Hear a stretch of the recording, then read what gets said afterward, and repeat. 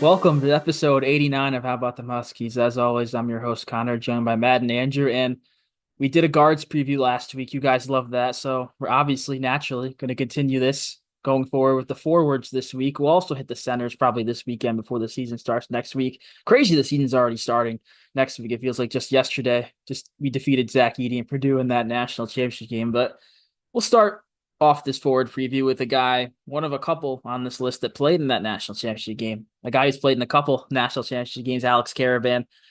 I want to start and hear from you guys. What's your thoughts of Alex Karaban going into the season? Obviously, he's on all of these preseason All-American lists, probably deservingly seeing he's been a starter on the title teams the past 2 years. But how high are your hopes on him this year of taking more of a bigger role?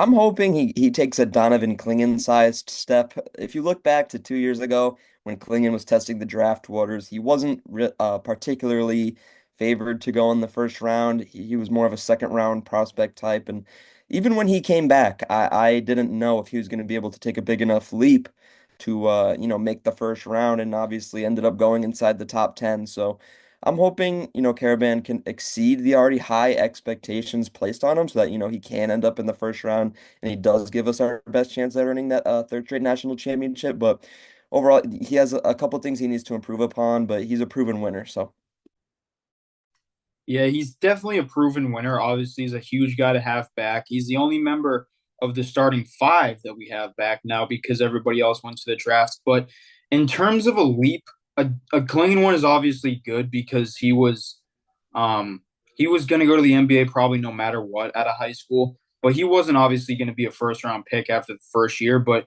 I would think more of an Andre Jackson type leap because as obviously a UConn fan, I can say that Jackson was in the same spot as Karaban. Him and Karaban are very similar in the aspect of being ready.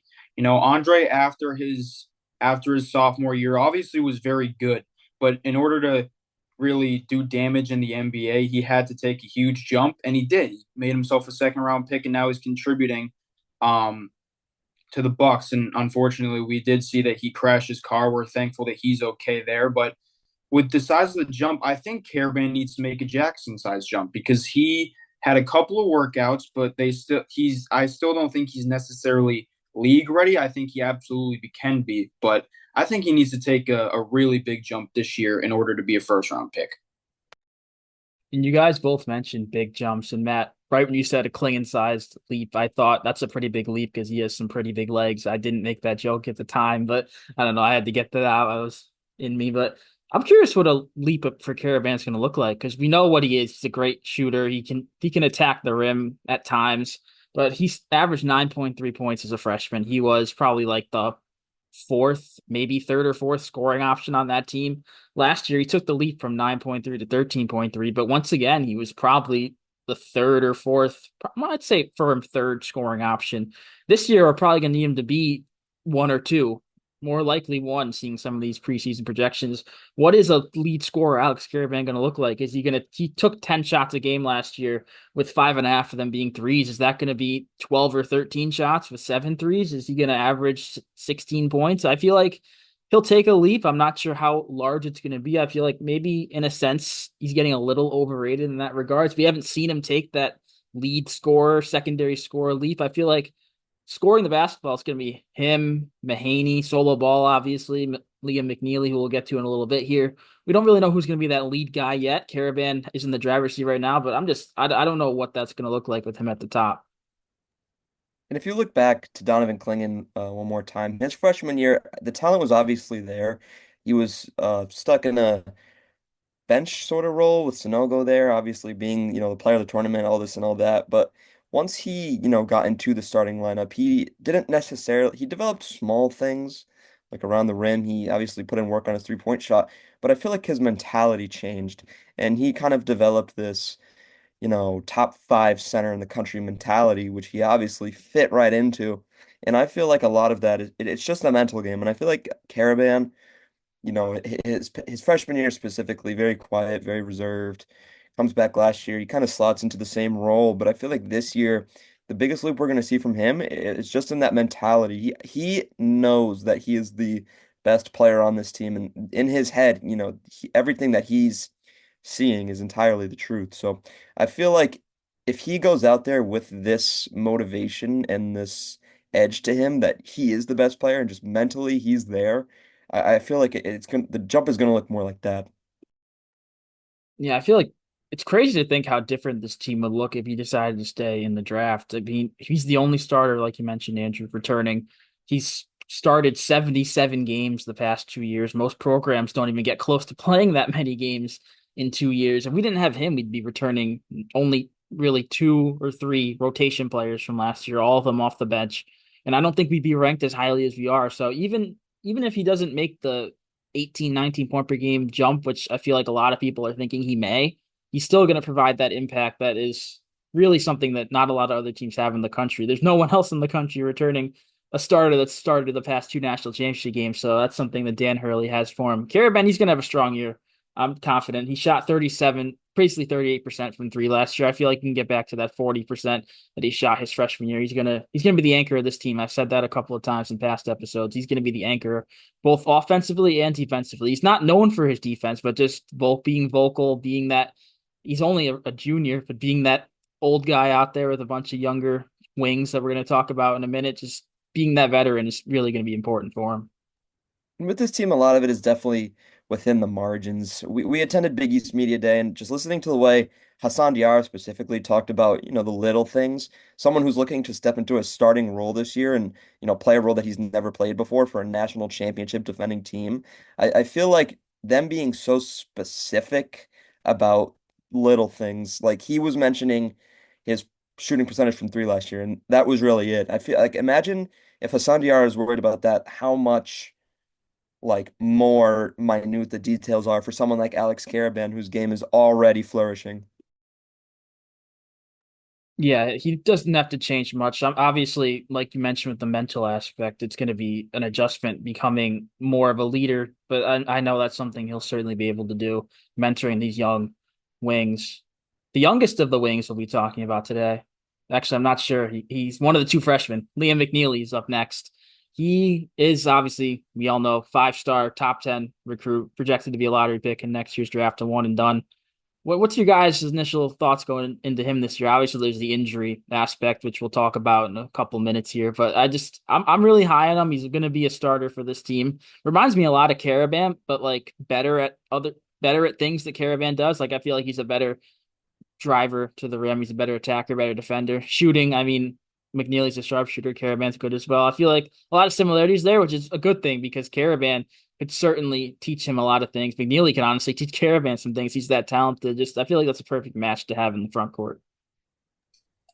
It's going to be a great match to have in the front court. Obviously, he is hurt right now. We don't really know the extent of that injury. I mean, if I were Hurley, I would hold him out because he doesn't really need to play against Sacred Heart, New Hampshire, Lemoyne, Texas A&M Commerce. Like he doesn't need to play in those games. Like Jordan Hawkins, when he was hurt a couple of years ago, he didn't play in the first game. Same with him and Andre the year after that. So we've had kind of a history of injuries before opening night. None of them have really hurt us, but I do think he's got a little bit to work on because I feel like the difference between him and Castle is that Castle came into this being a tough defender, and McNeely's just got a little bit of work to do on that side of the ball. I think he's got to be tougher. He's playing in the toughest conference in college basketball. So if I were to say one thing that needs work, it would be his defense and his mentality on that side of the floor. But he can really shoot the basketball. That's for sure.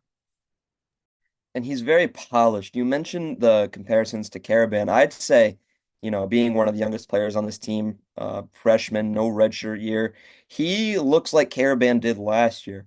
And I feel like that freshman to sophomore year, Karaban took strides that were very vital to his development. And I feel like McNeely already having these characteristics within his game, it's very good. I mean, you don't have to rely on a guy like McNeely, but it's awesome to have. And, him being aggressive, him getting to the paint, him crashing the offensive glass, him, just making the right reads and the right decisions is a luxury from a freshman.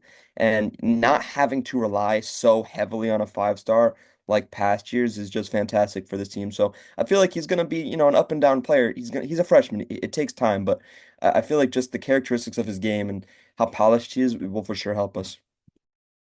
Yeah, in that charity exhibition game against URI, he scored 10 points in 24 minutes, knocked down a three. He had that first bucket of the game on that nice finish inside. But we talked about it in our recap of that game. He looked like a freshman playing his first minutes of college basketball. And I feel like there's going to be that period where he looks like that. He's obviously very talented, a five-star, but I don't expect him to honestly average more than 11 points per game, 12 points per game, just because that's not his role. Could he break out and average 15, 16 points per game as a freshman and be a top five pick in the draft? Certainly he has the talent, the shooting ability, but I feel like Dan Hurley, when he gets these big guys like Castle last year, Castle's not his scoring's not as much of a factor for him as it is McNeely.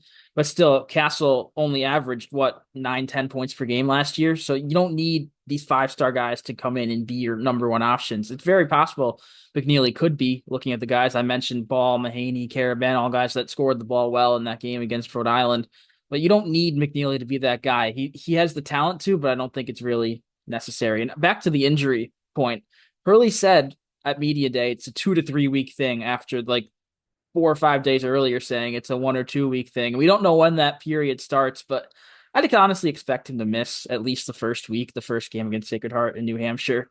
I do want him to get a little bit of a taste against maybe it's Lemoyne, maybe Lemoyne, or maybe A&M Commerce that game after. I don't want him to have his debut game in Maui. I mean, I feel like could he handle that? Yes. Rhode Island's not a bad program. It's not like a cupcake like he'd be facing Lemoyne or something like that. But I don't know. I just don't want his first game in nearly a month to be against a team that very well will be in the tournament this year. And it is very easy to sit here and say, oh, we don't need him for our first few tune-up games. But I mean, the team as a whole might not need it, but just him and, being a freshman and going into a very tough Big East, you need games like that where you can kind of go out and test things out. Like you mentioned, you don't want his first game to be Memphis. An injury like this early in the season, it can't derail a season, but it could definitely make things a little more difficult if a guy you're kind of depending on a little bit and hasn't had much college action has to go out there and kind of figure it out on the fly. It's definitely good to have these tune-up games. And it also wouldn't be a UConn season if there weren't November injuries. Last year, Castle got hurt in like the second game and missed a month or so. The year before, we had a game we didn't have Hawkins or Jackson early in the season. It was just we always have these injuries, and it always turns out good for the Huskies. So maybe it was our necessary November injury. Who knows? But a couple of guys, and we'll kind of pair these two together now that because I feel like they're going to play similar roles on this team. A couple of guys that might take advantage of that game or two absence of McNeely are Jayden Ross and Jaylin Stewart, obviously two of the Fab Five from last year's freshman class. I'm surprised Dan Hurley. This is what all I'm thinking about with these guys. I'll just start there. Hurley said at media day, he was talking with John Fana on the desk. He said as of right now, Jayden Ross is ahead of Jaylin Stewart. That's all the context he gave. We can take it how we will, but I view it as Ross has been outperforming Stewart, and as a result, will get priority over him in a game or in a situation, which is certainly not something I expected to hear or see, especially after how good Stewart looked towards the end of the year last year. But what's your guys' take on that? Obviously, you got to take everything that Hurley says with a grain of salt. Why he could honestly just be lying straight to the media just to mess with people, but I don't know. I feel like there's some truth behind this. I mean, we know with Hurley that nobody's spot is safe.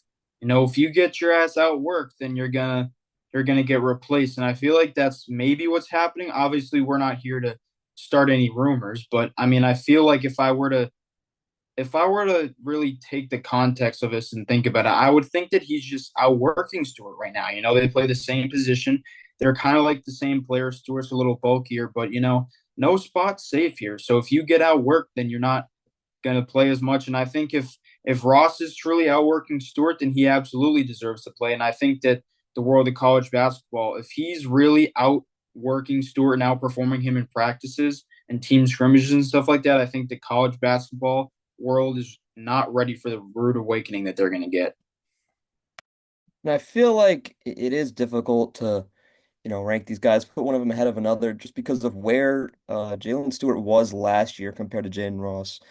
Stewart was, I'd say, a whole 5 yards ahead of Ross, and I feel like Ross's development is more under a microscope because of how little he affected the team last year. I feel like Stewart, I mentioned in our one of our previous videos, he gave me kind of that Andre Jackson vibe, just in the sense that he didn't force anything. It was a little bit of a lack of aggression, but at the same time, it was just making the smart play. And I mean, you can't really get on a guy for that, but you also have to get on a guy for, not, being the full player that he can be, not working hard enough. So I feel like things will change because, like you said, Hurley is ruthless with his lineups, and I feel like you'll see that. It'll be a, career near death experience, and I feel like he'll just snap right back into place.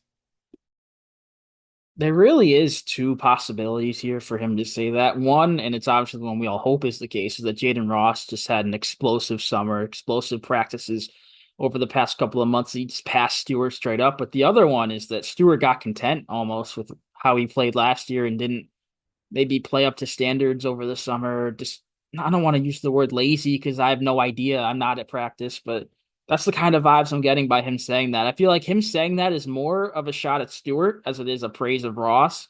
Maybe it's just a wake up call that hey, we don't think you're in the spot you should be after the season you had last year. We're gonna call you out nationally on media day and see how you respond to it. I'm hoping that's the case. If Jayden Ross turns out to be that top 20 pick Hurley called him out after one of those practices, then that's certainly a much better case. But one last thing before we move on to the last guy. Should McNeely miss?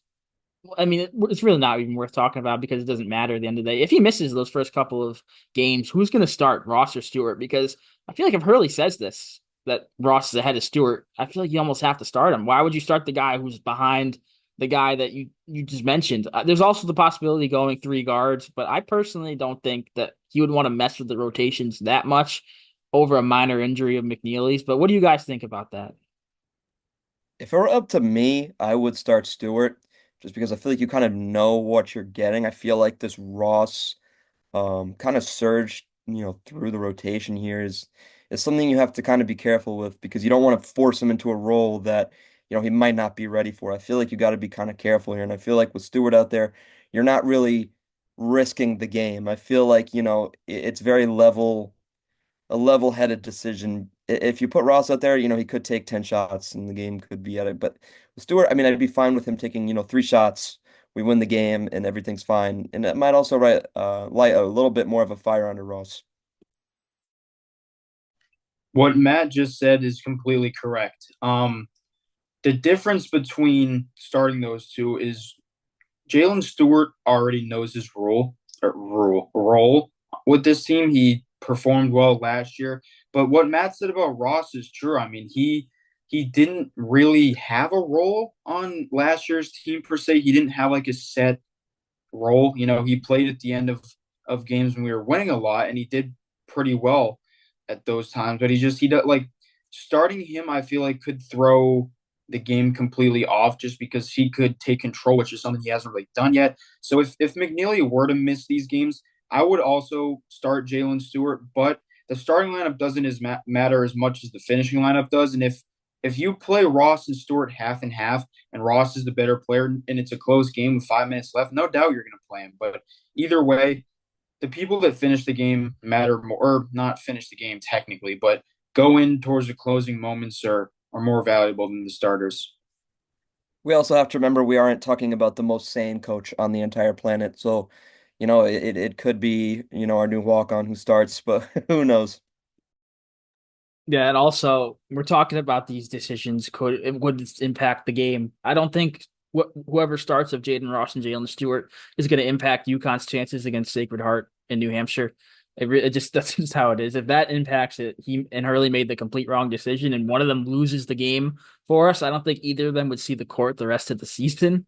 But just some fun dialogue to create because obviously it's a possibility. It doesn't matter at the end of the day. But last guy we haven't talked about yet on this wings segment is Isaiah Abraham, and he's someone who I don't think is going to really have too much of a factor this year. We maybe saw it in that scrimmage against URI. He only played 3-4 minutes late in the game when the game was already decided. We thought maybe we'd see more of a balanced rotation for a charity game, but I feel like for the most part, maybe some guys would play more minutes, some would play a little less. We pretty much saw the rotation I think we're going to be seeing all season long, or at least at the beginning of it in that game against the Rams. But Abraham, I feel like he could potentially take a trajectory of a Stewart or Ross Obviously, last year in non-conference play, both Stewart and Ross were in the rotation a little bit at the beginning against those cupcakes.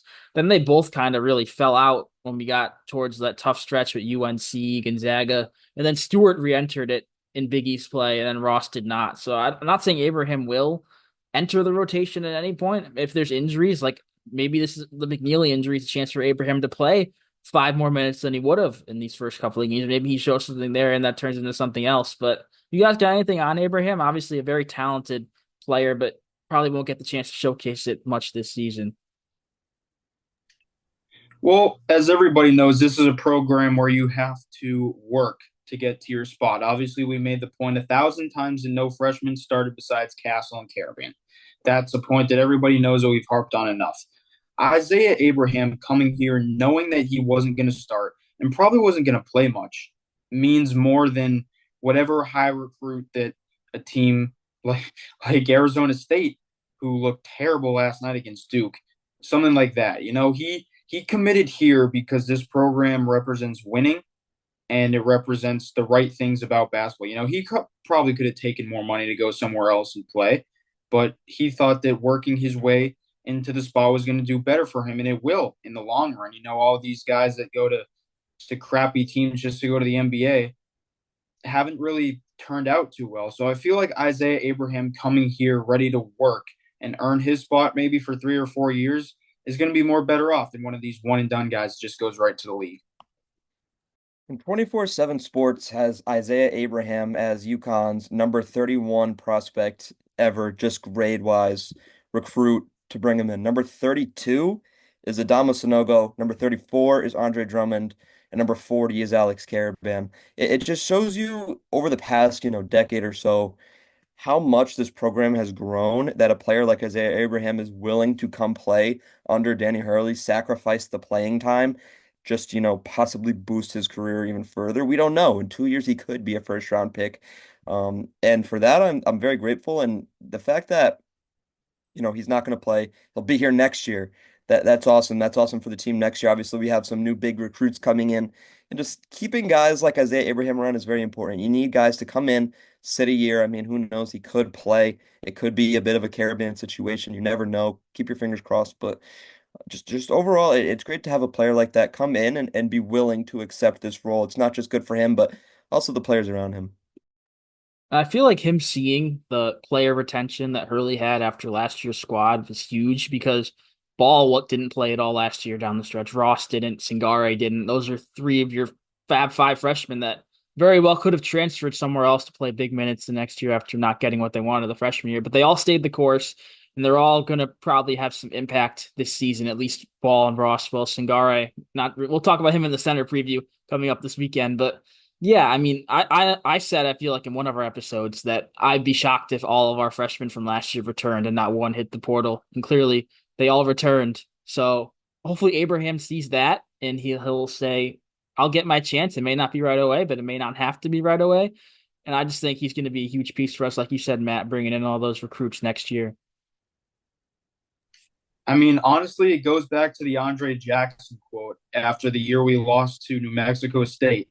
And a lot of people, obviously, some of our guys had to leave, but some people hit the transfer portal because they didn't play.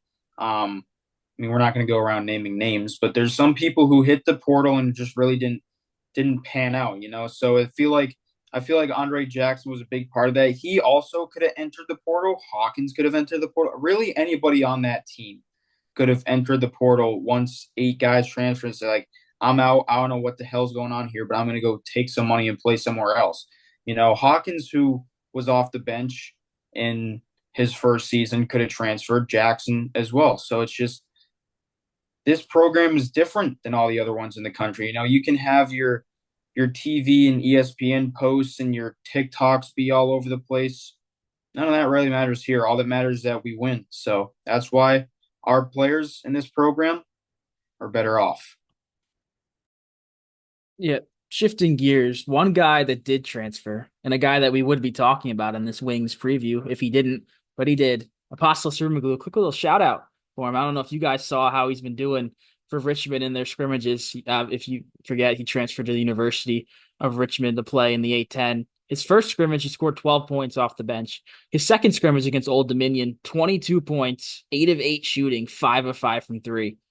Maybe Dan Hurley really missed letting him go, but cool to see him flourish. I'm not sure what role he'll have with Richmond this year. Hopefully, it's one that's at least in the rotation. I feel like it has to be after he performed like that. Just good to see him ball out. He got his 2 rings, and now he's going to perform. Good to see. Yeah, I have absolutely no idea what's going on over there, but it is awesome to see. You could see little flashes at UConn, but I don't think anybody expected something like that. No, that's awesome. He's a guy that I'll always cheer for because he knew his role. He had his outbursts. He had that slam in the Xavier game I was at. But he's a great guy, 2-time national champion. So he you can't root against him. So he's a great guy, and I'll always root for him. I hope he's the best player in the A10 this year. So I think that'll just about do it for this Wings preview, unless you guys got anything else to add. A very talented group, like it is with the guards. I feel like it's kind of no point in me saying that, seeing how talented this roster is after back-to-back titles. But next time you'll see us, ideally this weekend, previewing the centers. Obviously, it's a smaller positional group, but there's a lot to talk about, especially after seeing that scrimmage against Rhode Island. So until then, thanks for watching and stay tuned.